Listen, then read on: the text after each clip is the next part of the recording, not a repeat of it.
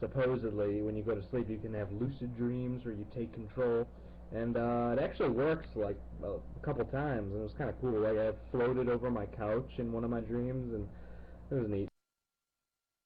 Yeah, I wouldn't say it's. I would use the word seeding. You can seed your dreams. You know what I mean? You can give it your brain suggestions, theme suggestions, but once you're in the dream, you don't really have control, and your brain's going to go and completely.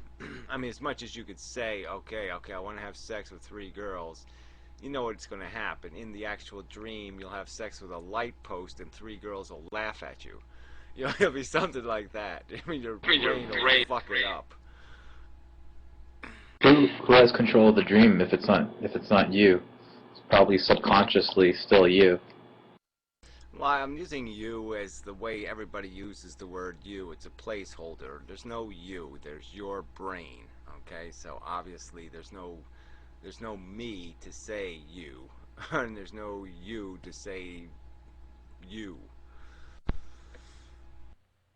Yeah, it's just kind of a random collection of associations that happens. But yeah, within lucid dreams, I don't know. I've never really had a problem whenever I was lucid dreaming with horrible stuff coming in and happening like that. It was usually within nightmares that happened, and nightmares were not lucid dreams to me. Yeah, well, lucid dreams aren't really dreams to me, so I guess that's the distinctions for me. I mean, because you're not really dreaming. You're daydreaming. Lucid dreams are like daydreaming. They're like what you do when you're a kid in school, and you just go off in fantasy land, and some of the atmosphere is sort of blending into that, and you're saying that's okay, and you make accommodations for reality in that state of mind you're in. But I just don't. I don't know. I just To me, the nature of it is an event that's happening to you. You're not happening to it. Well, You are correct, sir. I mean, the chemical that causes you to dream is kind of like, it's equivalent to being high. There is actually a chemical you can take that'll make you feel like you're dreaming, and it's a very similar feeling, and it's the same exact chemical that goes off in your brain when you're sleeping. So I think in lucid dreaming, the same chemical is still happening. And when I lucid dream, at least I felt I was in control, as far as I could tell. Well, Your direct mic me seems to it, kind man. of loud, and I've never heard of this dream chemical. They don't have them on sale anywhere, so I think it's probably more complicated than one chemical. you know, what happens to the brain when you go into the sleep state and REM sleep and all these different stages? I mean, it's more complicated than one chemical. I'm not sure how complicated it is, but a while ago. What do you know? What do I do? What do you know? Maybe not too much on this, but I'm not telling you I know it either. Hey, Gary, you're a proponent of artificial intelligence, right? I got a question. What do you think of the possibility of us getting Google chips planted in our brains to where we just all know everything? I think the prospect of that is rather frightening. Well, I don't see any practical possibility actually for this in the short run. So if they had that, if they could do that, if they could augment our intelligence that easily and integrate into our intelligence that easily, then they could do the virtual reality thing. So why would I bother being intelligent? Just give me the pussy. So fuck it. Well, the thing is, you could search Google in your head with that technology, apparently, but you may not be able to understand everything. So the technology would be really nice if not only you could read it, cognitively, but you could also understand it. Yeah, well, whatever. I mean, Well, for Google me, search it's sucks anyway, but I mean, the idea of having the extra references to words, and so then they would be interjected into your conscious stream. Yeah, well, all I'm saying is that once we have that technology, we'll be close enough to the technology to give you the illusion to run a movie inside your head or run something else inside your so head. you're for the And Matrix. so I'm just saying, if we're going to bother doing it, then why chase this old knowledge? The point is to find new knowledge, and yeah, I'm not against it. I'm just saying it just seems to me that the bigger use of that technology will be as a entertainment device rather than an informational device. Well, For me, the big fear is that it will lead to a lack of imagination and thus a lack of innovation.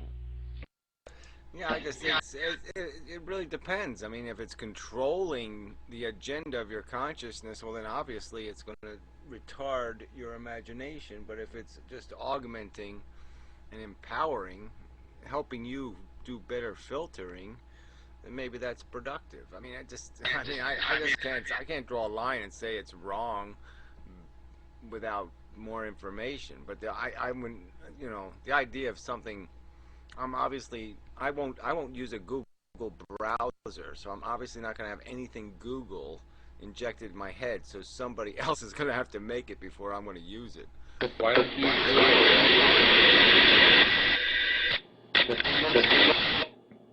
I want to just reply to your pussy comment before it gets too late. You said, why not just use it? Turn down your mic. Okay, I'm just going to talk lower. The pussy comment. If you could just use it for entertainment, why not just use it for entertainment if you have that technology? The thing is, we already have that technology. We have a computer. We can use an analogy to. Oh, it's not the same as being in your head, asshole, so fuck off. Your mic is too fucking loud, alright? Get closer to your computer or buy a new computer or something, but it's just bullshit. Hey Gary. It's like using a neighbor's computer or something. Thing is, if in a VR, it's just like just a multimedia library. So it's like living inside the library. Whereas if you have it as a resource, you can go outside the library into the real world.